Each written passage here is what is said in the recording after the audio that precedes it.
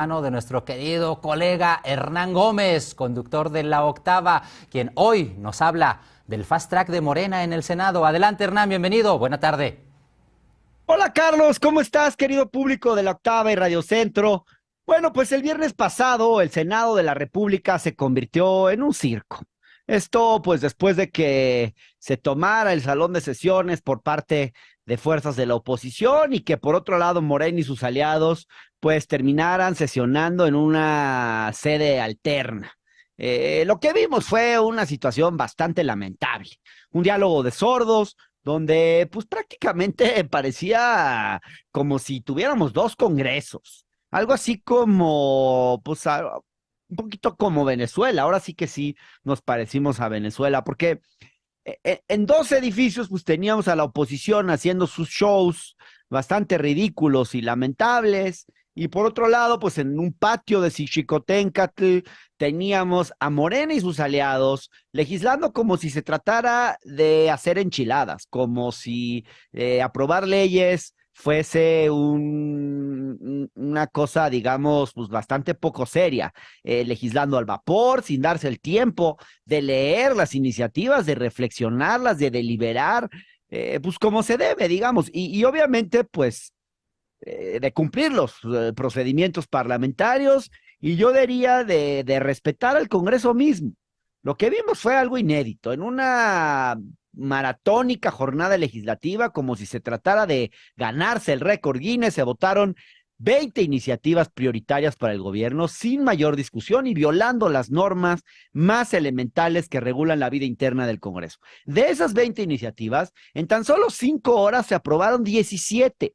Fue así como se decidió desaparecer el INSABI, sustituirlo por el IMSS Bienestar, abolir Financiera Rural, reformar la ley de ciencia y tecnología para transformar el CONACYT en otro consejo distinto con otro nombre, permitir a la Sedena operar el Tren Maya indefinidamente, en fin, varias cosas muy relevantes que fueron aprobadas rapidísimo. Y bueno, Carlos, querido Radio Escuchas, tristemente lo que hoy estamos viendo es que la izquierda está recurriendo a prácticas parecidas a las que empleaba la oposición cuando tenía la mayoría, porque este tipo de maniobras precisamente fueron prácticas recurrentes durante el sexenio anterior y muy criticadas por quienes hoy están en Morena o antes estaban en el PRD. Recordemos cómo la reforma energética fue aprobada el 12 de diciembre de 2013 en circunstancias parecidas, cómo la ley de seguridad interior se aprobó en el 2017. En fin, a pesar de que en su momento vimos a los legisladores de los partidos de izquierda,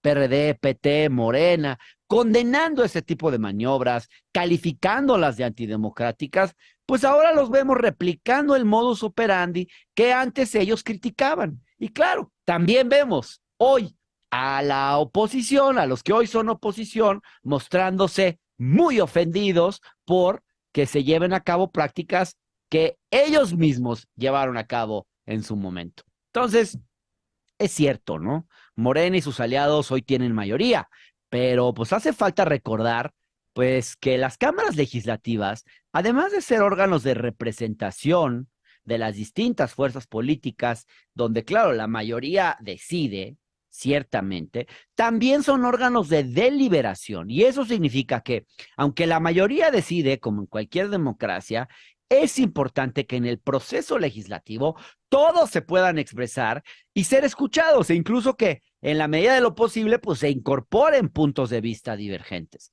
En otras palabras, que el proceso de discusión sea racional y no simplemente un acto de imposición y de fuerza.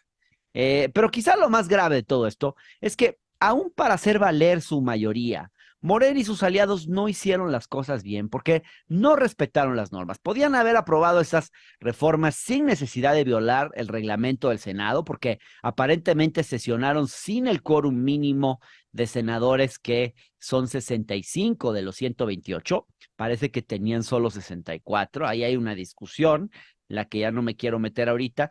Pero también digo, durante este viernes negro, Carlos, público del Octava y Radio Centro, en el Senado de la República no hubo lectura de dictámenes, no hubo intervenciones ni discusión de las iniciativas. Es más, la aprobación de cada una de ellas tomó entre 10 y 15 minutos.